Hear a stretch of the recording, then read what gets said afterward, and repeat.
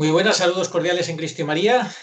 Tenemos con nosotros un programa más a nuestro querido hermano y amigo Agustín Aranda. Muy buenas, Agustín, ¿cómo estás? Muy buenas noches, Arturo, muy bien. Encantado de volver a tu canal. Pues hoy nos traes un programa más que interesante, importante, fundamental. Se trata de hablar sobre el fuego de purificador del purgatorio, las penas del purgatorio según Santa Catalina de Génova y San Juan de la Cruz. Dos grandes santos, uno de ellos, San Juan de la Cruz, doctor de la Iglesia. ¿Y por qué los has elegido y por qué quieres hablarnos de este tema, Agustín? Sí, bueno, en primer lugar, porque estamos en el mes de noviembre y es un mes que, según la tradición de nuestra Iglesia, especialmente indicado para honrar la memoria de los fieles difuntos.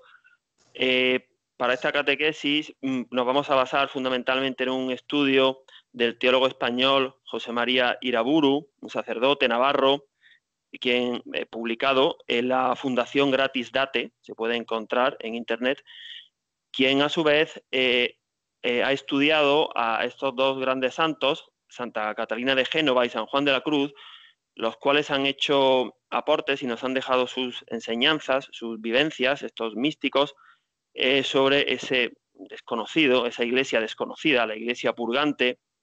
Y esperemos que en la catequesis de hoy, que es de cierta complejidad, si somos capaces de explicar de forma clara y pausada los conceptos, pues aquellos que la vean puedan aprender bastante.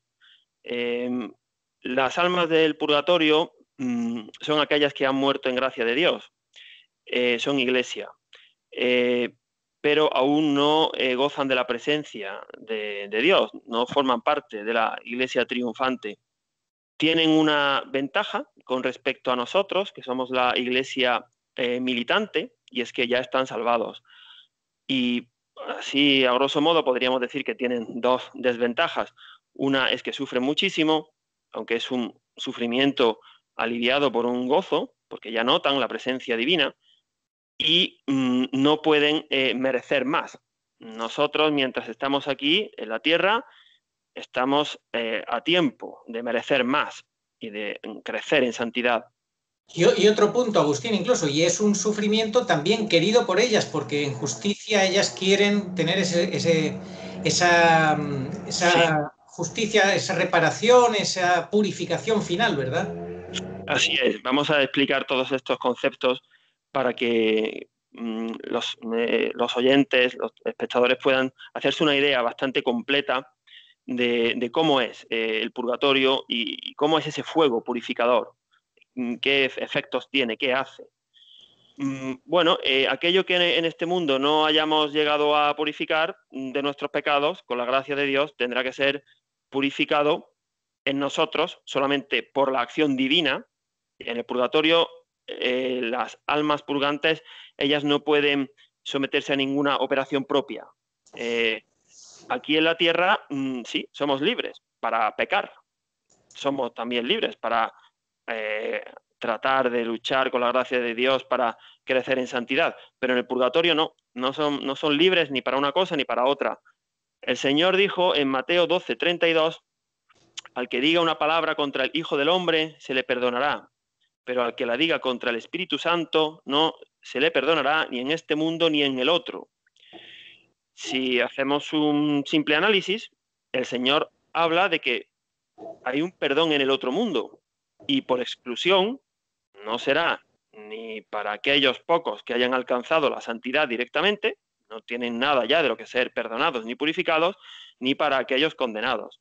Por tanto, ese perdón al que se refiere el Señor en Mateo 12:32 será para aquellos que hayan muerto en gracia de Dios.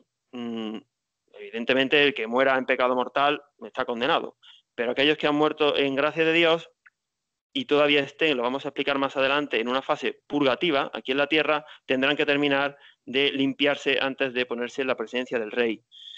Eh, Vamos a empezar aclarando unos conceptos fundamentales. El concepto de culpa y de pena. Todo pecado acarrea una culpa, que a su vez deja dos penas. La primera es una pena jurídica o pena de sentido, y la segunda, una pena ontológica o pena de daño. En el purgatorio, la pena que hay principalmente es pena ontológica, pena de daño, porque los sacramentos del bautismo, el bautismo borra la culpa. Ninguna alma que esté en el purgatorio tiene culpa. La culpa ha sido borrada por los méritos de la sangre de Cristo, bien en el bautismo o bien en el sacramento de la confesión. Y las almas del purgatorio no tienen pena jurídica, le ha sido cancelada, o pena de sentido. Sin embargo, en el infierno los condenados tienen culpa, tienen una voluntad culpable que rechaza a Dios, y tienen culpa de sentido. Hay quien ha visto el infierno, Santa Teresa de Ávila dio torturas terribles, sería la pena de sentido, y también tienen pena de daño. En el purgatorio solamente está la pena ontológica o pena de daño, que es similar a la del infierno. Y de hecho el fuego del purgatorio es muy similar, según dicen estos santos, al del infierno. ¿Y cómo es el fuego del infierno? Santa Teresa de Ávila lo vio y dijo que el fuego de esta tierra, que una persona puede sentir cuando se quema, no es nada en comparación al fuego del infierno. Por tanto, nos podemos imaginar cómo es ese fuego purificador. Las personas que se han salvado, que están en el purgatorio, como hemos dicho, no tienen culpa, pero queda el daño del pecado.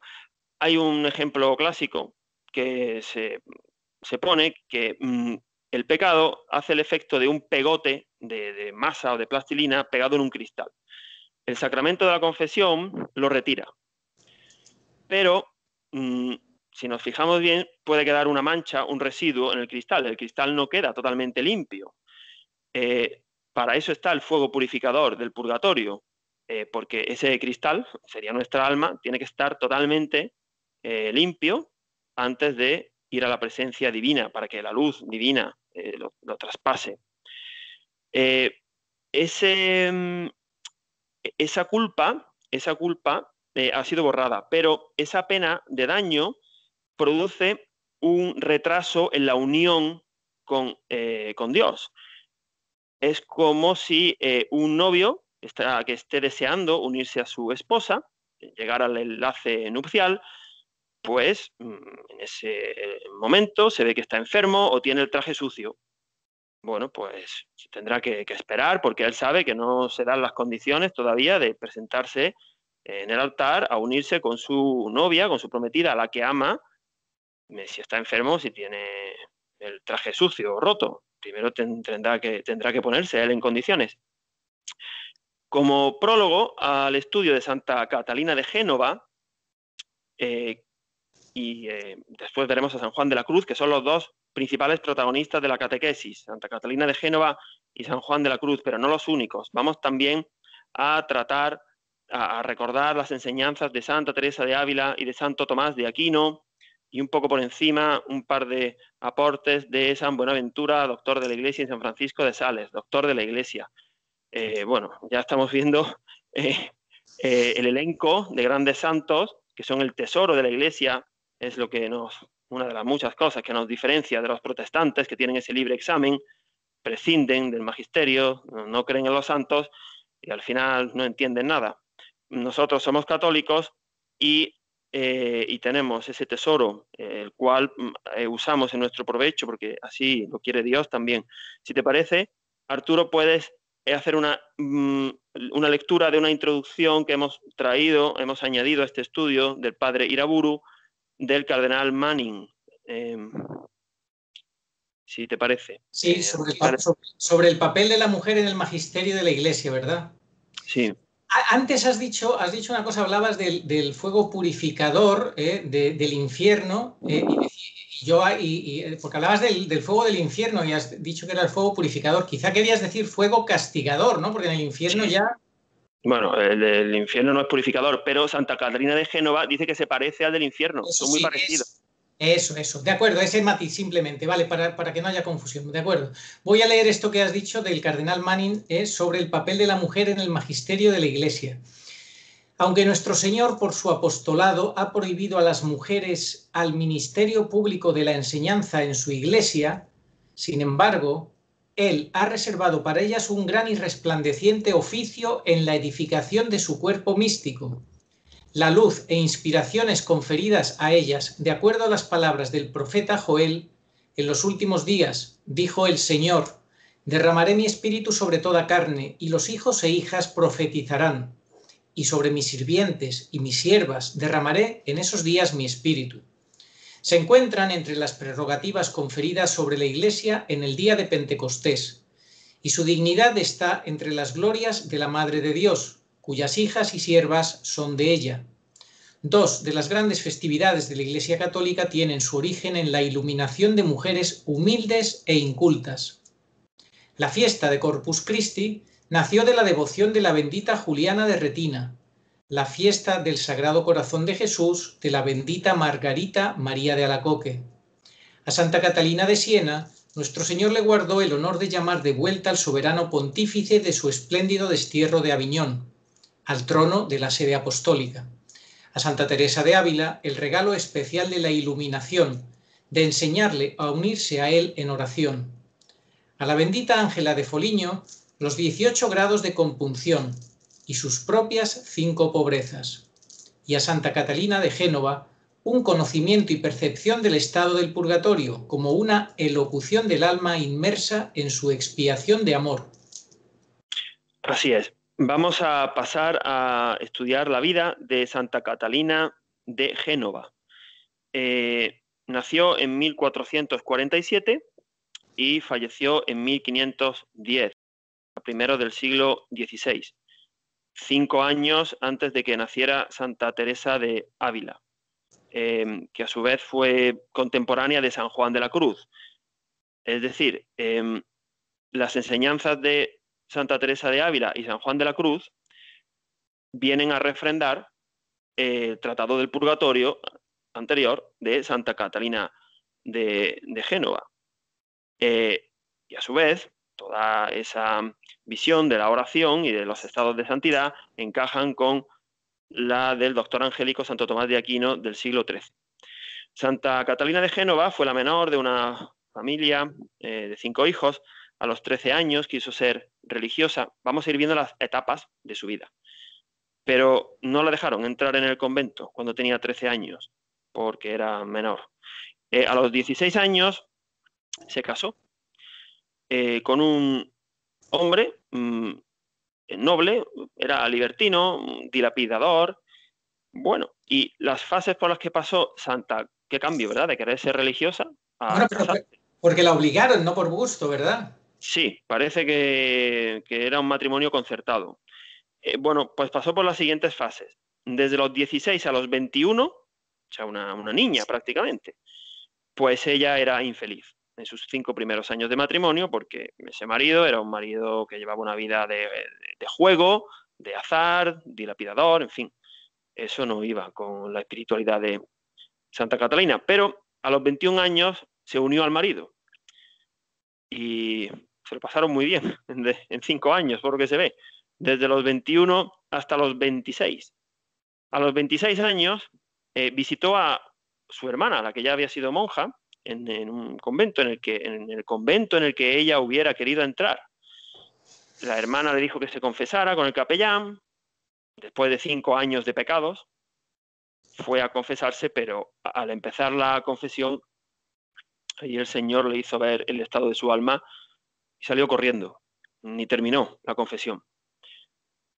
Volvió, poco tiempo, hizo una confesión, y cómo no sería, ¿no?, esa transformación que el Señor obró en ella, que se tiró 4 años, desde los 26 hasta los 30, en una vía purgativa tremenda, haciendo ayunos, sacrificios, penitencias, o sea, cambió totalmente de vida. Después, desde los 30 hasta los 53, 23 años o 24, entró en la vía iluminativa y, esto es impresionante, guardó ayuno absoluto, no comió nada, en 24 años, nada, solamente agua con sal en Cuaresma. Pero no pensemos que ella estaba sentada en una silla, no, no, era la directora del mayor hospital de Génova, o sea, tenía una vida activa de amor al prójimo. ¿Cómo se explica este hecho sobrenatural? Bueno, se explica porque es voluntad de Dios y porque ella era un alma elegida para vivir en carne mortal el purgatorio. Y en el purgatorio, pues no hace falta el alimento, por ejemplo, pues por eso ella no comía. Y en los 10 últimos años de su vida, desde los 53 hasta los 63, ya entró en la vía unitiva. Luego hablaremos de las 3 vías, purgativa, iluminativa y unitiva. Ahí sufrió unos dolores físicos debido a una enfermedad terribles. Bueno, quedó viuda con 50 años, pero su marido, ¿qué hizo el marido en estos años? Bueno, el marido se convirtió, se hizo terciario franciscano, la ayudó durante todos esos años en su labor en el hospital. El ejemplo de Santa Catalina de Génova es un ejemplo de cómo la gracia sacramental opera. El Señor tiene sus planes. Si hubiera entrado en aquel convento, pues no habría dejado ese legado, seguramente. ¿Cómo partiendo de un matrimonio infeliz, terminó en santidad ella y tal vez su marido? Porque donde abundó el pecado, sobreabundó la gracia. Claro, hay que tener una visión de lo que es el sacramento del matrimonio. El mundo hoy, ¿qué diría? ¿Te has casado medio obligada con un jugador, vividor? Anda, déjalo. Bueno, Sí, pues... sí, sin duda, búscate otro mejor. Le dirían, lo que importa es que seas feliz. Claro. O le diría al mundo, pásatelo bomba con el marido, tiene dinero y es muy También. divertido. También sería otra mala opción de estar unida al marido. Sí. Clemente en el siglo XVIII fue canonizada por su santidad Clemente XII y en el siglo XX su santidad Pío XII la constituye patrona de los hospitales de Italia.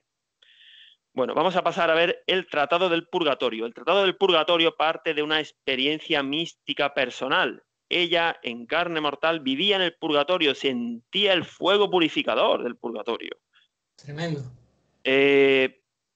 Vamos a explicar conceptos que son fundamentales para entender. Yo los he extraído de toda esta charla.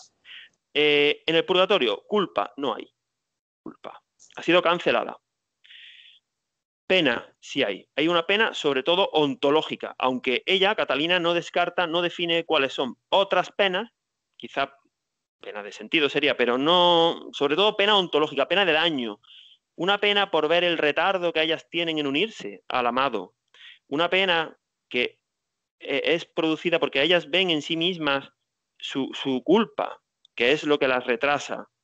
Ellas solamente al morir conocieron la causa por la que están en el purgatorio. Luego ya no. Luego ya quedan abandonadas por completo a la voluntad divina y ya no pueden pensar, pues yo merezco estar aquí o no merezco, o aquella compañera va a salir antes que yo. No, ya no piensan en nada. En el purgatorio solamente opera la voluntad divina. Nosotros en la tierra, sí, cuando estamos en gracia opera la voluntad divina en nosotros, pero con nuestra cooperación. Igual que cuando pecamos, bueno, y somos nosotros los que operamos libremente. En el purgatorio no. En el purgatorio ya no hay tiempo de pecar ni de merecer. La libertad se acaba cuando morimos. Donde te encuentre te juzgaré, le decía la cita del Eclesiastés. Son penas de amor, penas de amor. Hay dolor, hay un gran dolor en el purgatorio, la pena no va aumentando. Lo que va aumentando es el dolor, porque en el purgatorio el fuego purificador lo que hace es que va destruyendo, aniquila esa herrumbre, esa suciedad, la va destruyendo, la va quitando, de forma que cada vez el alma está más limpia. De hecho, eso no lo dice Santa Catalina ni el padre Iraburu, pero yo he aprendido, y no recuerdo de qué santo fue, que él se encontraba una determinada alma en pena del purgatorio, pero cada vez la veía mejor, cada vez tenía el rostro menos sangriento, por decir algo. el tiempo de estancia en el purgatorio es, dentro de que allí no se sabe cómo se mide el tiempo, pero es un tiempo finito. Claro, no es como en el infierno, que es infinito. En el purgatorio se da, bueno, una vez que el alma muere, ya vaya al infierno, al purgatorio o al reino de los cielos, se da lo que Santa Catalina llama la perfecta ordenación en la voluntad de Dios. Es decir, nosotros podemos pensar que cuando el alma muere, Dios la manda a un sitio. Bueno, sí, se puede ver así, pero realmente es el alma la que va a donde le corresponde, Sí. ella sola. Es decir, hasta los condenados van al infierno porque si no fueran al infierno y trataran de ir a otro sitio, se les produciría un infierno mucho mayor del que les corresponde, porque la misericordia de Dios llega hasta el infierno. En el infierno el tiempo es infinito, pero por la misericordia de Dios las penas son limitadas. En el purgatorio, esas almas, las almas de los fieles difuntos, están absortas en la voluntad de Dios. No hacen nada por sí mismas, porque si hicieran algo por sí mismas, como todo lo que proviene del hombre es imperfecto, ante los ojos de Dios ya no valdría. Tiene que ser la voluntad divina la que opere en esas purificaciones pasivas. Es una actitud pasiva la que tienen las almas en el purgatorio. La ordenación divina es un acto de justicia, básicamente. Por eso ahora, cuando estamos vivos, es tiempo de misericordia. Luego ya será tiempo de justicia. Si bien Dios es tan infinitamente bueno que también extiende y su misericordia alcanza a las almas de los condenados y de los fieles difuntos. Y en el purgatorio van creciendo en línea ascendente el contento y el sufrimiento. Parece contradictorio, ¿no? ¿Cómo cada vez un alma va a estar más contenta y sufriendo más? ¿Cómo se explica eso? Bueno, sí se explica. Catalina lo explica porque como cada vez tiene menos herrumbre, cada vez la luz divina le llega más y percibe más a Dios. Por eso está más contenta, pero por eso mismo tiene ya tantas ganas de que se acerque, como la boda, ¿no? El que quiere mucho a su esposa está deseando que llegue el día. Tiene tantas ganas de que llegue esa unión que por eso sufre más. La pena no aumenta, la pena es la misma. Lo que aumenta es el dolor y el contento. Por eso es totalmente diferente el estado de un alma en el purgatorio, aunque el fuego sea parecido, al de un condenado. Porque el condenado, como tiene culpa porque su voluntad está enfrentada a la de Dios, tiene malicia y sabe que no va a salir de allí nunca, pues claro, en ese aspecto no se pueden ni comparar. Sí, me recordabas lo que tú decías de que Dios tiene misericordia hasta con los condenados, cuando los condenados, los demonios del endemoniado de Gerasa le piden que habían salido del endemoniado, que les expulse incluso a los cerdos, ¿recuerdas? Y el Señor se lo concede como le piden como ese favor y el Señor tiene la misericordia, pues venga, iros a los cerdos y luego se tiran al mar, ¿verdad? Sí, porque Dios es todo bueno, todo puro y todo bondad, y nosotros, como tenemos la mentalidad de hombre, de a alguien que se lo merece, que es malísimo, decirle, pues ahora te vas a enterar, bueno, pero Dios no obra de esa manera, ahora te vas a enterar. En fin, su misericordia alcanza hasta el infierno. Toda la bondad que tiene el hombre es por participación divina. Ya lo hablamos en otros programas. Una persona que esté en pecado mortal, que tiene una gracia actual, pero no tiene la gracia santificante. Y hasta las obras buenas que haga son por inspiración del Espíritu Santo. Un pecador también hace obras buenas, puede trabajar bien, puede ayudar a su familia, sí, puede hacerlo, claro. En el infierno hay malicia, hay una voluntad que está totalmente separada de la de Dios y son pecados contra el Espíritu Santo, pecados de los cuales es muy difícil arrepentirse. No imposible, pero muy difícil. En el purgatorio hay una conformidad plena con la voluntad de Dios. Esa conformidad plena es la que les da ese contento, esa alegría. allí llegan almas que llegaron con manchas, pero con una culpa perdonada por los méritos de la sangre de Cristo y con una firme voluntad de no volver a pecar más. Seguramente la penitencia fue insuficiente o la confesión fue con atrición, no con contrición. No rechazaron del todo el pecado. Bueno, por eso queda ese residuo que hay que limpiar. Si te parece, Arturo, puedes leer el ejemplo del pan único que explica Santa Catalina para que comprendamos lo que sienten las almas del purgatorio. Imaginemos que en todo el mundo no hubiera sino un solo pan. Supongamos que con él hubiese de quitarse el hambre a todos los hombres y que éstos solamente con verlo quedaran saciados. Pues bien, habiendo el hombre por naturaleza, cuando está sano, instinto de comer, si no comiese y no pudiese enfermar ni morir, tendría cada vez más hambre, pues el instinto de comer nunca se le quita. Y si el hombre supiera entonces que solo aquel pan puede saciarle, al no tenerlo, no podría quitársele el hambre. Y esto es el infierno que sienten los que tienen hambre, ya que cuanto más se acercan a este pan sin poder verlo, tanto más se les enciende el deseo natural, pues éste, por instinto, se dirige a este pan en el que consiste todo su contentamiento. Y si estuviese cierto de no ver más ese pan, en eso consistiría el infierno que tienen todas las almas condenadas, privadas de toda esperanza de nunca jamás ver ese pan, que es el verdadero Dios Salvador. Las almas del purgatorio, en cambio, padecen esa hambre, porque no ven el pan que podría saciarles, pero tienen la esperanza de verlo y de saciarse de él completamente, y así padecen tanta pena cuanto de ese pan no puedan saciarse.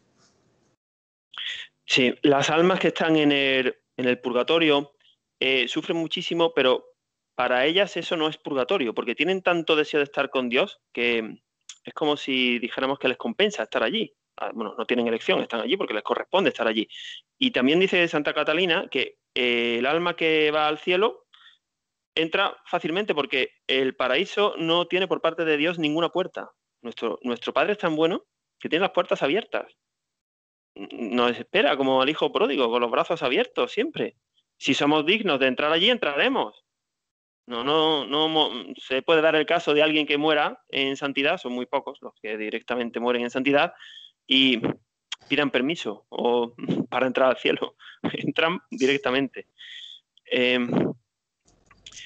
¿En qué consiste esa pena de las almas que están en el purgatorio? Pues en ver en sí algo que desagrada a Dios y que lo han hecho voluntariamente. En eso consiste, ¿no? Y en el retardo de ese amor, ¿no? Están, bueno, a la espera, todavía tienen que pasar un tiempo. De hecho, bueno, no todo el mundo pasa el mismo tiempo en el purgatorio. Acordémonos de lo que le dijo la Virgen a los pastorcitos de Fátima, de Amelia, que no habría hecho Amelia hace un siglo para estar hasta el fin del mundo en el purgatorio. ¿Sí? Sí, el fuego produce dos acciones. Purifica y aniquila. Purifica, limpia toda la herrumbre y aniquila al alma en sí misma, pero no en Dios, ¿no?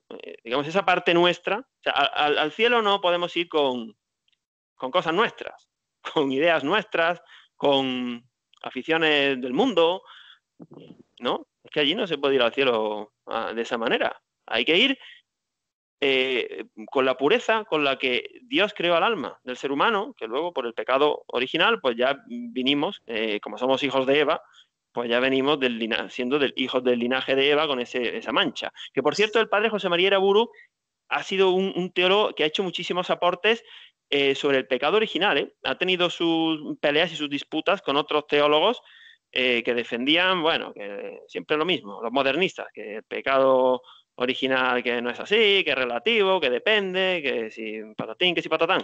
Pues el padre Iraburu ha hecho trabajos muy profundos sobre el pecado original. Sí, quería decir algo, Arturo, ¿no? Sí, te quería haber dicho algo. Sí, se me ha ido ahora. Era sobre esto que estabas hablando. Bueno, ya me Fuego, sobre el fuego que aniquila al alma en sí misma y solamente deja la parte divina. El alma, así por ese fuego, es purificada y aniquilada en sí misma y llega como si fuera el oro hasta los 24 quilates. Pero no significa, como ahora vamos a ver, que todos lleguen al mismo grado de perfección. Llegados todas las almas, una vez que salen del purgatorio, van al reino de los cielos, pero no todas tienen el mismo grado de santidad. Y lo vamos a ver ahora. Este apartado que vamos a hacer en esta catequesis es nuestro, no es del padre José María Iraburu, pero creo que va a ser de muchísima ayuda para comprender las purificaciones pasivas que luego vamos a ver, sobre todo en San Juan de la Cruz. A mí, a la hora de estudiar el purgatorio por Santa Catarina de Génova y por San Juan de la Cruz, me ha servido bastante el haber estudiado previamente a Santa Teresa de Ávila y las explicaciones del grandísimo teólogo español, el padre Rollo Marín, fallecido en 2005, un gran tomista, quien supo armonizar, por decirlo así, el pensamiento tomista con los grados de oración según el estado de cada alma, las moradas del castillo, sobre el que ya hicimos un programa en julio, creo que fue. Pues ese apartado de Santa Teresa de Ávila y Santo Tomás de Aquino que vamos a ver ahora, creo que va a ser de muchísima utilidad para comprender el estado de un alma, antes de pasar a las purificaciones. Sí, lo que te quería decir era que de lo que se trata es de que la persona sea transformada en Cristo, como decía San Pablo, ya no soy yo quien vive, es Cristo quien vive en mí. Entonces, Sí. cuando estás transformado en Cristo, ya puedes entrar derecho al cielo, obviamente. Claro, somos otros Cristos. Pues el alma, volviendo a la exposición del padre Rollo Marín, el alma pasa por tres vías: purgativa, iluminativa y unitiva. Y esas tres vías se corresponden con las 7 moradas del castillo de Santa Teresa de Ávila. La primera, la segunda y la tercera morada corresponden a la vía purgativa. La cuarta y la quinta morada a la vía iluminativa. Y la sexta y la séptima a la vía unitiva. La división entre la ascética y la mística la colocamos en la mitad, en la cuarta morada. Es decir, para no ir al purgatorio, tenemos que haber superado las terceras moradas. La quinta es una morada de santidad canonizable, dice Rollo Marín. La cuarta es la transición, aunque ya la cuarta está dentro de la vía iluminativa, pero en la cuarta morada hay una parte ascética donde se da la oración de recogimiento, donde el alma experimenta lo que Santa Teresa de Ávila decía, los contentos, y en la cuarta morada también empieza la parte mística, que tiene una oración de quietud donde el alma experimenta los gustos, y esa oración de quietud y esos gustos, el alma no puede conseguirlos por ella misma, porque vienen de Dios, comienza ya la purificación, el alma ya está en esa vía iluminativa, en las cuartas moradas, y ahí empiezan las purificaciones pasivas, que serían las de la parte mística. Nosotros lo que tenemos que hacer primero es poner todo de nuestra parte para hacer esas purificaciones activas, que luego vamos a ver en San Juan de la Cruz. Ascéticas. Sí, ascéticas, activas. Sí. El alma, cuando entra en la vía, en las cuartas moradas, en la parte de vía mística de las cuartas moradas, tiene las tres facultades del alma, son voluntad, memoria y entendimiento. La caridad, que es esa virtud teologal, opera sobre la voluntad, la esperanza sobre la memoria y la fe sobre el entendimiento. En la cuarta morada, la voluntad comienza ya a estar unida. No es una unión perfecta, pero comienza a estar unida. La memoria y el entendimiento van más sueltos. decía Santa Teresa que no hay que preocuparse, no hay que ir tras ellos. Y en la quinta morada ya la voluntad está mucho mejor unida a la divina, mucho más, y la memoria y el entendimiento todavía no están unidos, pero están como quietos, tranquilos, absortos, ya no te distraes.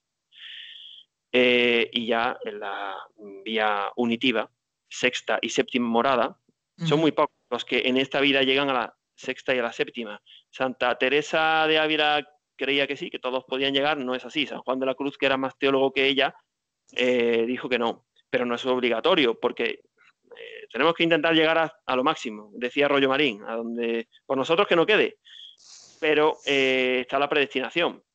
Unos en el cielo tocarán con flauta pequeña y otros con flauta grande. Si llegamos a la quinta morada, vamos a ir al cielo directamente, seremos santos, no vamos a pasar por el purgatorio. Y bueno, ¿en qué morada estamos? No sabemos, pero lo que sí sabemos es que estamos en tiempo de merecer, en tiempo de peregrinaje, en tiempo de lucha ascética, por supuesto, cooperando con la gracia de las virtudes, fe, esperanza y caridad. Y mientras estemos vivos, eso es lo que tenemos que hacer, aspirar a lo máximo. Bueno, una vez hecho este pequeño resumen teológico de Rollo Marín basado en Santo Tomás de Aquino y en Santa Teresa de Ávila, vamos a pasar a las purificaciones pasivas. Las purificaciones pasivas últimas son obra de Dios, dice Santa Catalina. Hay que quitarse toda esa herrumbre, ¿no? Es Dios quien opera. Tenemos que renovar las promesas del bautismo. Bueno, ¿qué tiene que ver? Tiene muchísimo que ver, porque aunque solamente nos bautizamos una vez, el sacramento del bautismo imprime carácter. No puedes, bueno, salvo algunos pobres diablos que apostatan, pero no puedes dejar de estar bautizado. Pero hay que renovarlo, porque si no, esa gracia se queda muerta. Y al renovar esas promesas bautismales, pues vamos a tener toda esa gracia para luchar contra esa tendencia que tenemos a pecar, porque la tendencia no nos la quita el bautismo, igual que la confesión. Un borracho que llegue con su dolencia hepática a confesarse, arrepentido, sí, es perdonado, pero no se le quita esa dolencia ni esa adicción, tiene que seguir luchando, ¿no? Sí, A veces... lo que dice San Luis María Griñón de Montfort, renunciar a Satanás, a todas sus pompas, tiene dos partes lo que es la renovación de la promesa bautismal, la renovación de la parte maligna, negativa de Satanás y todo lo que implica, y luego el volverte a comprometer con la fe de la Iglesia.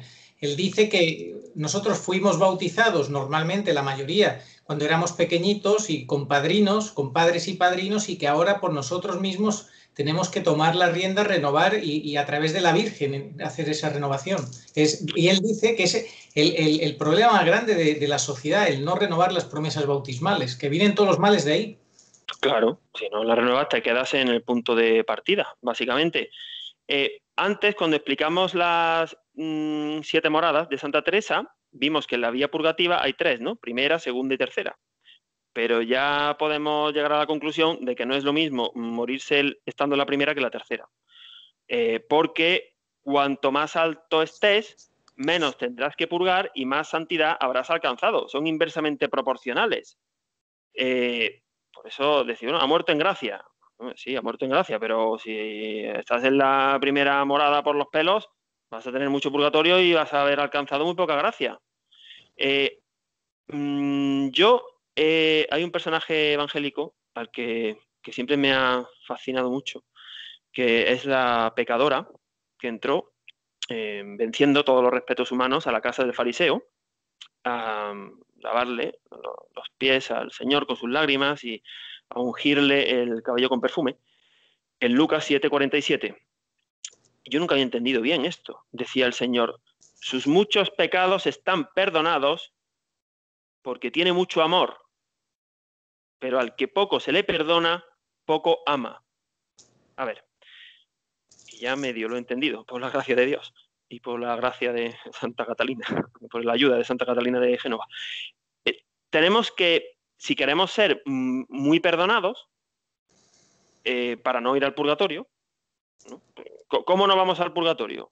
Pues si somos muy perdonados. Si el Señor nos borra en el sacramento de la confesión, bien hecho todo, no iremos al purgatorio. Pero es que para eso tenemos que amar mucho. Tenemos que avanzar. No podemos quedarnos en la primera morada. Sí, Porque si nos quedamos ahí es que amamos poco. sí, Cuanto más ama uno, tiene que ir creciendo en caridad, menos pecas. sí. Bueno, menos pecas.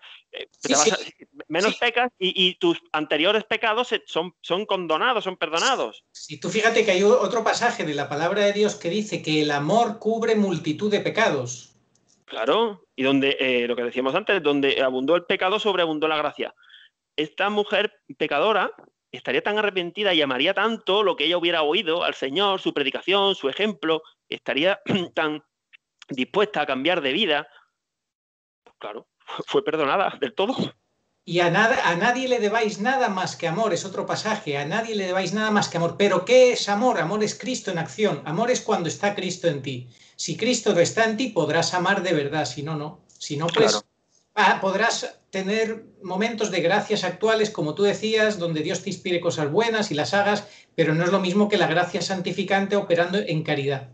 Y aquí aprovechamos para decir que amar a Jesús, que es el que perdona los pecados, implica amar su palabra y amar a su iglesia con su magisterio. Y amar al prójimo y a la voluntad del Padre. O sea, que es que amo al Señor, sí, pero que amar al Señor es todo. Sí. Quien diga que me ama guardará mis mandamientos. Ahora parece que los mandamientos son para rígidos o son una quimera o Sí, que la ley de Moisés no es ley de Dios. ¿Cómo que no es ley de Dios? Por supuesto que es ley de Dios. también Eh, dice el Señor eso, que quien quite una sola tilde a la ley, ¿verdad? Y será pequeño, claro. enseñe, será pequeño y quien lo enseñe todo será grande en el reino de los cielos. Claro, ahí el modernismo se ha infiltrado en la iglesia para hacer de mangas capirotes. Sí. Bueno, en el purgatorio estas almas ya no pueden volverse hacia sí mismas, ni siquiera para agradecer a los que oran por ellas en esta vida terrena, pues eso sería un apego desordenado. Entonces, al final de la catequesis lo veremos. Bueno, y las oraciones o los sufragios o las penitencias que yo haga en favor de las almas del purgatorio, las indulgencias que yo consiga para ellas en virtud de el poder que tiene la iglesia de atar y desatar, ellas es como que no se enteran, las almas del purgatorio, bueno, ellas no, pero Dios sí se entera. Es decir, que debemos de hacerlo. La santa hace una reflexión impresionante sobre la ceguera humana ante estas verdades. Santa Catalina de Génova nos deja este párrafo, si quieres, Arturo, que lo puedes leer. Sí. Ahora que veo claramente estas cosas en la luz divina, me vienen ganas de gritar, con un grito tan fuerte que pudiera espantar a todos los hombres del mundo, diciéndoles, oh miserables, ¿por qué os dejáis cegar así por las cosas de este mundo que, para una necesidad tan importante como en la que os habéis de encontrar, no tomáis previsión alguna? Estáis todos amparados bajo la esperanza de la misericordia de Dios, que ya dije es tan grande, pero ¿no veis que tanta bondad de Dios va a seros juicio por haber actuado contra su voluntad? Su bondad debería obligaros a hacer todo lo que Él quiere, pero no debe daros la esperanza de cometer el mal impunemente. La justicia de Dios no puede fallar y es preciso que sea satisfecha, de un modo u otro, plenamente. No te confíes, pues, diciendo, yo me confesaré y conseguiré después la indulgencia plenaria, y al momento me veré purificado de todos mis pecados. Piensa que esta confesión y contrición, que es precisa para recibir la indulgencia plenaria, es cosa tan difícil de conseguir que si lo supieras, tú temblarías con gran temor y estarías más cierto de no tenerla que de poderla conseguir.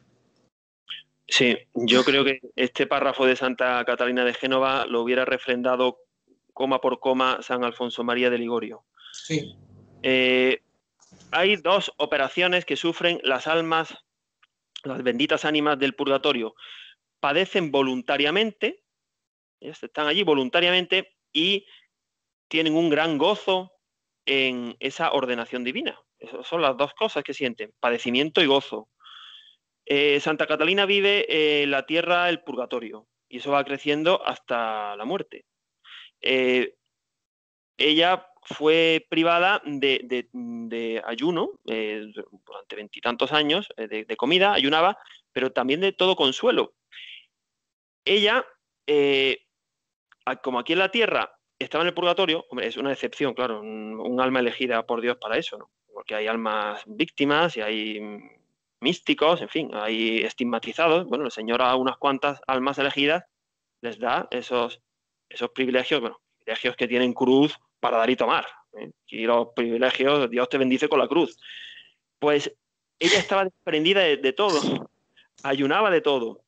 Y Santa Teresa, en la Quinta Morada, decía que había que desprenderse incluso de las cosas santas, porque si ella hubiera tenido, Santa Catalina de Génova, algún consuelo, alguna ayuda, hubiera tapado esa imperfección. Y se trata de no tapar la imperfección. En el purgatorio hay que dejar al descubierto esa imperfección para que el fuego divino la consuma. Por eso no valen ayudas ni consuelos. Sí. Ella nos dejó este símil buenísimo que se enfoca al fin del mundo. ¿Cómo está el alma? Pues el alma, la nuestra, ¿no? La de aquellos que todavía estamos en la iglesia militante. Estamos en un mundo que es una cárcel y ¿qué nos ata? El cuerpo. El cuerpo es la cadena, ¿no? O sea, nuestro cuerpo es la cadena que nos tiene amarrados a esta cárcel. Bueno, pues ya si somos dignos de tener cuerpo glorioso, pues ya será en el reino de los cielos, habremos escapado de esta cárcel y nuestro cuerpo no será una pesada cadena que nos arrastra, que nos limita, como ahora, ¿no? Tenemos enfermedades, padecemos el fomes peccati, esta pena ontológica que quedó tras el bautismo, tenemos que luchar contra las concupiscencias. Bueno, así no ganaremos la santidad, es lo que nos toca ahora. En el purgatorio Dios hace perder aquello que es del hombre. La síntesis de la doctrina de Santa Catalina de Génova, bueno, pues se puede resumir en estos 6 puntos. Al morir el alma se separa del cuerpo y se arroja allí donde le corresponde estar. Al purgatorio va el alma que carece de culpa, pero que no ha eliminado en ella las huellas del pecado por falta de penitencia, y así queda con una pena temporal ontológica de daño, que son un impedimento y retrasan su unión con Dios y son la causa de su penar. La justicia divina se manifiesta más como una exigencia ontológica que como una pena jurídica, ¿no? En el infierno hay torturas terribles, físicas, ¿no? Y, en fin. Sí. El alma pierde toda atención de sí misma o de sus compañeras y vive absorta en el amor de Dios, abandonada a sus operaciones. Esa actitud pasiva en el purgatorio. El fuego del amor de Dios va consumiendo toda herrumbre o mancha de pecado, y el sufrimiento es una pena de daño mucho más que una pena de sentido. Y cuanta más purificación, más intenso es el amor y más cruel el dolor, por lo que explicábamos antes, ¿no? Ya te ves más cerca del objetivo y al no tener esa herrumbre, es como que los rayos de ese fuego purificador te queman más, ¿no? Te van limpiando más, ¿no? Hay que ir siempre creciendo en caridad. Eso es lo más importante, sí. Crecer en caridad, porque si crecemos en caridad, la virtud teologal de la caridad, no el amor mundano, que no tiene nada que ver. El amor que brota del corazón traspasado de Cristo, ese es el amor, no el amor del mundo. Si crecemos en caridad... El amor crucificado de Cristo. Claro, es un amor con dolor. Pues el que aumente en caridad se va a librar del purgatorio. Claro, sí. Hay que amar mucho, hay que amar, pero hay que amar la cruz, la voluntad de Dios, que es que nos creemos que amamos al Señor y la mitad de las veces nos amamos a nosotros mismos. Al atardecer de la vida seremos juzgados en el amor, pero y cambia tu condición, le dice San Juan de la Cruz. Pecador, cambia tu condición y aprende a amar a Dios. Exactamente. Pues vamos a pasar ahora a San Juan de la Cruz, que muy bien que lo hayas introducido con esta cita que es para meditar. Al atardecer de la vida nos examinarán del amor. San Agustín decía, ama y haz lo que quieras. Yo una vez oí a un político de un partido de un dudoso programa que le gustaba mucho decir eso, ¿no? Se citaba a San Agustín. Ama y haz lo que quieras, ama y haz lo que quieras. Y yo pensando, pues tú no te lo aplicas. Sabía la frase, pero no la cumplía. Porque era un partido que tenía leyes abortistas, en fin. Y bueno. Lo que pasa es que cuando utilizan el concepto de amor equivocado, amor mundano, pues ya, claro, todo viene torcido. Un concepto equivocado de amor, claro. Claro, si te parece, puedes leer lo que decía San Juan de la Cruz, bueno, que nació en 1542 y murió a finales, un poco después de Santa Teresa, era más joven, a finales del 16, sobre los afectos desordenados. Sí, sobre todo dice el de que todos los afectos desordenados que tiene la criatura son, delante de Dios, puras tinieblas, y estando el alma revestida de ellos, no tiene capacidad para ser ilustrada y poseída de la pura y sencilla luz de Dios, si primero, con la gracia de Cristo, no los desecha de sí. Es una suma ignorancia del alma pensar que podrá pasar a este alto estado de unión con Dios si primero no vacía el apetito de todos estos afectos, porque no solamente crean en el cuerpo deformidades e indisposiciones para la plena unión con Dios, sino también y más aún en el alma, pues son apetitos que cansan el alma, la atormentan, la oscurecen, la ensucian y enflaquecen. Pues sí, casi nada. San Juan pasó por la noche oscura y vamos a explicar. Las purificaciones, según San Juan de la Cruz, para complementar la enseñanza del Tratado del Purgatorio de Santa Catalina de Génova. San Juan de la Cruz distingue purificaciones activas, que son pues, las que hemos dicho antes, en la vía purgativa, la vía ascética, con fe, esperanza y caridad, el hombre coopera y con la gracia de Dios y produce obras buenas y bueno, puede ser templo del Espíritu Santo, que derrama sus dones, sus 7 dones, para que el hombre dé sus 12 frutos, en fin. Esa es una purificación activa que todos tenemos que pasar por ahí, ¿eh? Vamos, Sí. hasta el final de la vida, ¿eh? Y luego, si somos dignos de ser llevados a las purificaciones pasivas en esta vida, que ojalá en esta vida lleguemos a las purificaciones pasivas, porque si no, va a ser en el purgatorio. Sí. ¿Sí? O sea, es que Sí, tenemos que hacer. sí, sin santidad nadie verá a Dios. Eso lo dice Hebreos. Sin santidad nadie verá a Dios. Con una mancha eso no entras en el cielo. No. Es que hay que salir de esta vida, pero habiendo superado la vía purgativa, ¿eh? Si es posible. Dios nos lo conceda y nosotros... Dios no lo conceda, Dios no lo conceda, claro. Nosotros esperamos, Las sí. purificaciones pasivas, pues el cristiano es llevado por el Espíritu Santo a la vida mística, como hemos dicho antes, hablando de Santa Teresa, en esas cuartas, quintas moradas, bueno, la sexta y la séptima son para muy pocas almas. Decía Santa Catalina de Génova, cuando ella ya estaba en la vía iluminativa, en sus últimos 10 años, que ella creía que son muy pocas las almas que aquí en esta vida había, efectivamente, muy pocas. Ella La era vida una. unitiva, en la vía unitiva quieres decir, ¿no? Unitiva, sí, la sexta y la séptima, unitiva, Sí, vía unitiva. has dicho iluminativa, en la unitiva, sí. No, en la iluminativa se puede alcanzar la santidad canonizable, la quinta, Sí. morada. Y pocas almas son las que en esta vida, estando aquí en cuerpo de carne mortal, alcanzan Sí. la vía unitiva. Y Santa Catalina en sus últimos 10 años, ¿qué es lo que Sí, comentaba, que estabas diciendo? que ella creía que había muy pocas almas que en esta vida alcanzaban la vía unitiva. Por propia experiencia lo sabía, claro, que esto es complicado y necesitas una gracia grandísima. Y luego pasa también otra cosa, Agustín. Muchos son los llamados y pocos los escogidos. ¿Eso cómo lo explicas?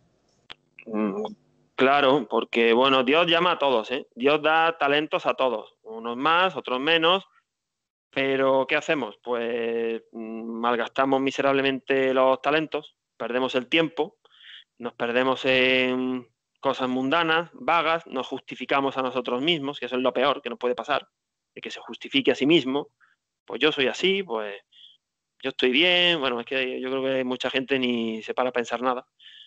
Pues claro, todo el mundo es llamado, todo el mundo, incluso aquellos que no nacen en una familia católica, pues Dios imprime en su alma y de alguna manera en el momento de su muerte, claro, los va a juzgar de otra manera, tendrán la oportunidad de aceptar a Cristo. O sea, nadie va al cielo sino a Cristo. Sí. Pero vamos, ni el último musulmán buenísimo de la tierra. Ese tendrá que acoger a Cristo. porque si no, no va a ir al cielo. ¿Cómo será posible eso? Nos parece imposible, ¿no? Bueno, Dios tendrá sus maneras de darle esa oportunidad a ese hombre. En esta vida es posible la purificación perfecta, sostiene San Juan de la Cruz, con una perfecta contrición. Pero son unos pocos. Ya Benedicto XVI, nuestro Papa, ya lo decía, son muy pocos los que directamente van al cielo. Sí, son muy pocos los que entran hasta las últimas moradas donde está el rey. Bueno, pero no nos desanimemos. Para eso, acudir a la Virgen es el mejor remedio, ¿no? Ser muy devoto de la Virgen. El camino más fácil y sencillo y directo, dice San Luis María Griñón de Montfort, para la santidad es ese. Y la santidad no es otra cosa que sintonizar con la voluntad de Dios. Claro, claro. Pero no es porque el que sea muy devoto de la Virgen tenga mucha suerte. Aquí no se trata de tener suerte, se trata de que si realmente eres muy devoto de la Virgen, pues vas a hacer las cosas bien. Y ella, como buena madre, va a interceder por ti, va a ser tu abogada. Eso no es cuestión de que haya un truco aquí, que aplicar, ¿no? Se trata de cumplir la voluntad de Dios. Te va a llevar de la mano por el camino estrecho de la salvación y tomando las decisiones correctas, porque cuando tú vas caminando en una peregrinación, te encuentras muchos recovecos, muchas encrucijadas, muchas desviaciones, muchas decisiones que hay que tomar, tiro por acá, tiro por allá, y si tú has agarrado de la mano a la Virgen, ella es la que te guía, te dice, no, por aquí, hijo mío, no, por allí, hijo mío, y te va guiando ella. Es la madre del buen consejo. Exacto. Ya, siempre. Hay coincidencias y diferencias entre Santa Catalina de Génova y San Juan de la Cruz con respecto al purgatorio, pero las diferencias no es porque se opongan y estén en discrepancia, sino porque son puntos de vista diferentes, que se complementan más bien, porque los conceptos de San Juan de la Cruz refrendan a Santa Catalina de Génova. Coincidencias, bueno, pues las purificaciones pasivas son necesarias, tanto en la tierra como en el purgatorio. Es el amor divino el que purifica.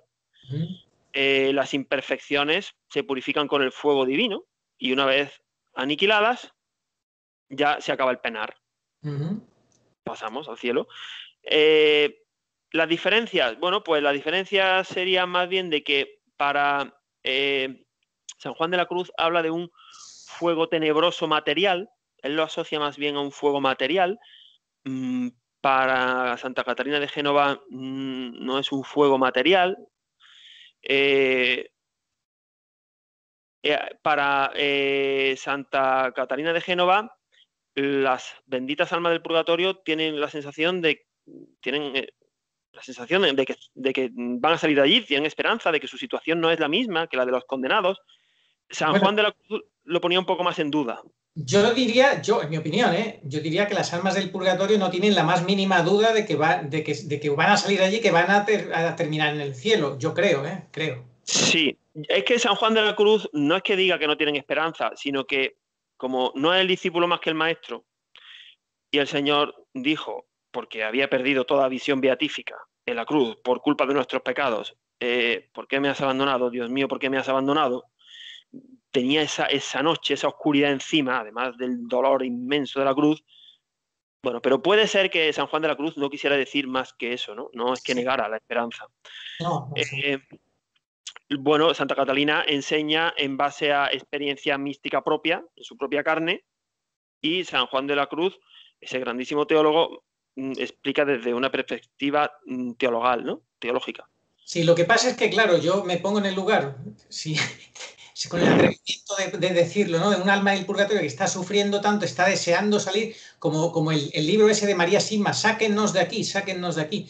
Y como otro libro un par de libros que voy a recomendar luego al final de que termines esta charla, claro, están en un deseo tan grande de ver a Dios, de salir de esa situación, de ese sufrimiento, que por un momento pueden ir casi entre comillas desesperarse, pero ya están en otro plano y yo creo claro, que tienen una esperanza a prueba de bomba, ¿no? O sea, sí, claro. San Francisco de Sales, doctor de la Iglesia, que vivió un siglo después de Santa Catalina, era un gran valedor del Tratado del Purgatorio y aconsejaba mucho su lectura. A diferencia de la Iglesia actual, ¿no? Que recomienda la lectura de las obras de los grandes santos. San Buenaventura opinaba, bueno, que sí, que había para las almas del purgatorio, ellas tenían la esperanza de salir de allí. O sea, más bien refrendaba a Santa Catalina de Génova. Sí, coincidía. Bueno, y por último, ¿qué dice el Catecismo de la Iglesia Católica? Importante. Sí, esta es la parte quizá más fácil de la catequesis, bueno, porque se supone que no la sabemos mejor. Bueno, pues la Iglesia tiene 3 estados: triunfante, purgante y militante. Todos participamos, estamos por la comunión de los santos, participando del amor de Dios, aunque no todos en el mismo rango. Hay un intercambio de bienes espirituales en la Eucaristía, pues es el momento, ¿no? Más, en fin, de referencia, el centro de la vida del cristiano. Sí. En el purgatorio, donde se perdonarán los pecados cometidos contra el Hijo del Hombre, donde la culpa está perdonada, pero es la pena la que terminará de condonarse. Hay que ayudar a las almas del purgatorio con oraciones, sacrificio eucarístico, indulgencias. Tenemos que hacerlo, luego lo veremos. El padre Iraburu lo remarca. Vamos a ver, bueno, pero los sufragios por los fieles difuntos deben ser ofrecidos con una fe activa operante en estado de gracia. Sí. Bueno, porque hay gente que voy a encargarle una misa a un difunto. Está muy bien, claro que sí, pero si tú asistes a esa misa en pecado mortal, bueno, pues tú personalmente no estás ayudando mucho. En fin, bueno, no quiero desviarme, ¿no? Pero que hay que hacerlo en estado de gracia. Sí. Si no, vamos a rezar por fulanito. Bueno, muy bien, pero si tú estás en estado de gracia, Dios te escuchará mucho más. Sí. Una vez yo oí que esto es muy sencillo. Es como si llama a la puerta a tu hijo diciendo tengo hambre, o llama a la puerta a uno que no conoces de nada, puede ser incluso un maleante diciendo tengo hambre. Hombre, a lo mejor escuchas al maleante, pero ¿cómo va a ser lo mismo que escuchar a tu hijo? Claro, los que estamos en pecado mortal, o sea, cuando estemos en pecado mortal, pues somos como dice la palabra de Dios que mucho puede la oración del justo. El justo es el que está en gracia, claro. Claro, mucho puede. Bueno, si puedes leer un par de reflexiones del sacerdote José María Iraburu. Sí. La primera dice: el cristiano debe esforzarse soportando pacientemente los sufrimientos y las pruebas de toda clase, y llegado el día, enfrentarse serenamente con la muerte, para aceptar como una gracia estas penas temporales del pecado. Y debe emplearse con obras de misericordia y caridad, con oración y con diversas prácticas de penitencia, a despojarse del hombre viejo y revestirse del hombre nuevo. Y otra reflexión de cómo debemos de vivir la caridad hacia los hermanos difuntos. Si quieres también leerla, Arturo. Sí. Dice el padre Iraburu: para vivir la debida caridad hacia los hermanos difuntos es necesario que la fe en el purgatorio esté viva y operante. Esto sí que lo echamos en falta, mi querido Agustín, que se predique y se enseñe este tema, y debidamente. De otro modo, dice el padre Iraburu, fácilmente se piensa que una vez cumplidos con los enfermos graves y agonizantes todos los deberes de la caridad, noches en vela, gastos, medicinas, auxilios morales, una vez muertos, ya nada se puede hacer por ellos, con lo que no es raro que se les deje caer en el olvido. La fe cristiana, en cambio, nos dice que podemos y debemos hacer muchísimo en favor de nuestros hermanos difuntos, y si no hacemos más por ellos, no es solamente porque nos falta la caridad, sino porque somos hombres de poca fe. Claro, hay que tener mucha fe y mucha caridad, porque alguien que diga voy a hacer tal penitencia o tal ayuno y lo ofrezco por el alma de tal persona. En primer lugar, que no sabemos esa persona si está en el purgatorio, ¿no? Sí. Pero, hombre, si está en el purgatorio sí le sirve. Si está en el cielo o en el infierno, por diversas razones, no le sirve. Pero Dios no cae en saco roto. Todo lo que hagamos aquí se emplea bien, hay que hacerlo, porque algún día estaremos nosotros en esa tesitura. Pero tú fíjate que dice que no se hace eso porque somos hombres de poca fe, pero es que la fe, como dice San Pablo, nace de la predicación y si a la gente no se le enseña lo que tú le estás enseñando en esta catequesis, lo importante que es orar, hacer sufragios, sacrificios, misas y demás por las benditas ánimas del purgatorio, porque claro, la gente no lo hace, y ya está. Y encima el cura le dice, le canoniza que ya está en el cielo, pues claro, se junta todo, ¿no? Si no tiene fe, efectivamente. El otro día me decía una persona que el Papa Francisco, él piensa que no tiene fe. Bueno, pues eso explicaría por qué no se predica de estas cosas. Pues porque si no, si el jefe no se las cree, ¿cómo Bueno, va los demás a predicarlas? a él le han preguntado muchas veces sobre el sentido del sufrimiento y ha dicho que no tiene respuesta. Que un católico diga que no tiene respuesta para el misterio del sufrimiento, apaga y vámonos. Pues sí, hay que tener fe y caridad, porque es que si no tenemos eso, ya todo lo que hagamos es mundano. ¿Qué tenemos que...? Bueno, antiguamente dice el padre Iraburu que había una piedad más arraigada en la sociedad, las parroquias daban el toque de ánimas, se ofrecían más sufragios. Hoy es que, como no interesa hablar de la muerte, hoy habla de la muerte ya... Déjame que te cuente yo una cosa. Yo estuve en Alemania hace no mucho tiempo y recuerdo que entré en una iglesia y todo alrededor de la iglesia, todo el perímetro que rodeaba la iglesia, ¿sabes lo que había allí? No, Tumbas, tumbas, era como un cementerio. ¿Por qué?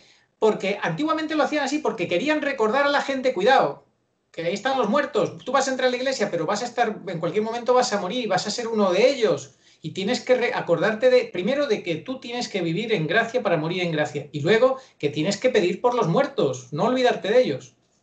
claro.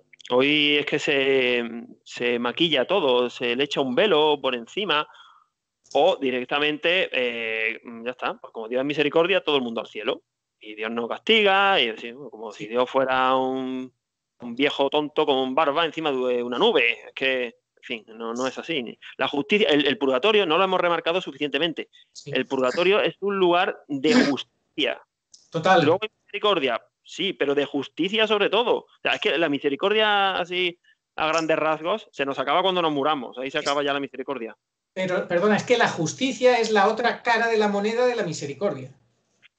Claro, en este pontificado se hizo un año de la misericordia. Bueno, bien si se hubiera hecho correctamente, pero también tendrían que haber hecho el año de la justicia divina, pero como eso suena muy feo, pues no se hace el año de la justicia divina, no, para no perder clientela. Bueno, pues nada, ¿qué diría el Padre Pío? Que no hay que predicar para agradar a la gente, ¿no? Por ejemplo. Sí. Bueno, pues nosotros este tiempo que hemos dedicado a preparar esta catequesis, por supuesto que lo ofrecemos en sufragio de las almas del purgatorio en este mes de noviembre. Y bueno, pues querías tú recomendar un libro, ¿no, Arturo, para Sí, terminar? dos libros quiero recomendar. Uno, este chiquitito, ¿lo veis? Léeme o Laméntalo, del padre O'Sullivan. Es un libro que todos podéis encontrar en internet, os lo podéis descargar gratis. Aquí en España lo venden por muy poco, 1 euro o algo así creo que vale, ¿no? Una editorial de Barcelona, siervosreparadores.es, página web, o hijosdemedjugorje.com. Sí, el que lo quiera en papel, pero si no te lo puedes descargar, vale la pena, este librito. Auxilio, auxilio, sufrimos mucho el purgatorio, que dice la Iglesia sobre el purgatorio, qué es el purgatorio, por qué las penas del purgatorio son tan severas, puede todo esto ser verdad, el príncipe polaco, y te cuenta casos muy, muy impactantes. Bueno, es chiquitito y vale la pena leerlo. Y luego otro, que es este, dice, si me voy al purgatorio, tú me sacarás. Esto era una broma que solía hacerle Sor María Gabriela a Sor María de la Cruz cada vez que ésta le regañaba, pues no era muy perfecta. Cuenta la historia de una monja, pues que eso, que no era muy perfecta y que le decía a una compañera suya de convento que si ella se moría antes y iba al purgatorio, que le sacara. Y un día, después de morir, sorprendentemente murió muy joven y entonces se le presentó como alma del purgatorio a su compañera, a su hermana de convento, y entonces narra este libro pues todos esos encuentros que tuvieron y lo que aprendió la monja que se quedó aquí para ayudarle y lo que le contaba desde el purgatorio esta hermana. Es también interesante. El manuscrito del purgatorio se llama el libro. De Sor María de la Cruz. Pues muchas gracias por esas recomendaciones. Pues nada, muchísimas gracias a ti. ¿No quieres terminar con alguna última recomendación final a los que están escuchando? Bueno, pues que el medio mes de noviembre que nos queda, prácticamente, ya un poquito menos, ese mes de noviembre había un refrán que decía: noviembre, bendito mes, que comienza con los santos y termina con San Andrés. Pues en este mes de noviembre, pues que pensemos que es un mes, bueno, no, esto es como el mes del Rosario, no solamente que sea octubre, Sí. todo el año hay que rezar el Rosario, todo el año hay que ofrecer sufragios y honrar a las benditas almas del purgatorio, pero especialmente ahora, en noviembre, el mes de los difuntos, y que yo mi consejo es que la gente se aparte de la predicación vacía, y que acuda a las enseñanzas de los santos, al magisterio, al catecismo, porque hasta los ateos dicen que solamente una cosa es segura, que es la muerte. Pues vamos, pues todo lo que hagamos para mejorar en esta vida y salir de la vía purgativa, vamos, es que mejor inversión que esa no hay. Desde luego. A mí no se me ocurre otra mejor que esa, desde luego. Sí, y más con este nuevo orden mundial que nos van a arrinconar y nos van a dejar secos, nos van a dejar este nuevo orden mundial comunista, dictatorial, totalitario, nos van a quitar absolutamente pobre. Nos van a dejar pobres, nos van a quitar todo, menos lo que no tenemos que permitir que nos quiten es la dignidad humana y la dignidad de hijos de Dios en Cristo. Eso es lo que no tenemos que permitir que nada ni nadie nos lo robe, nos lo quite. Y último una recomendación que quiero hacer yo también a todos los que han llegado hasta aquí, y es que todos los días tenemos en otro canal, en el canal Oración, Formación y Acción Católica, un rato de oración a las 15 horas, a la hora de la Divina Misericordia, a las 3 de la tarde, según el Santuario de la Divina Misericordia, la misma hora de Madrid, España, a las 3 de la tarde, desde las 3 hasta las 4 y cuarto, 4 y media. Tenemos oraciones, empezamos por la coronilla de la Divina Misericordia, que pedimos por los almas de los agonizantes, los que van a morir en el día, para que mueran en gracia. Luego tenemos la coronilla de San Miguel Arcángel, que es fundamental hoy en día para esta batalla apocalíptica en la que estamos, que pedir a todos los coros angelicales que nos apoyen, que nos ayuden, que nos guíen de la mano de San Miguel. Luego pedimos al Padre Pío su intercesión, que siempre nos encomendamos al Padre San Pío de Pietrelcina.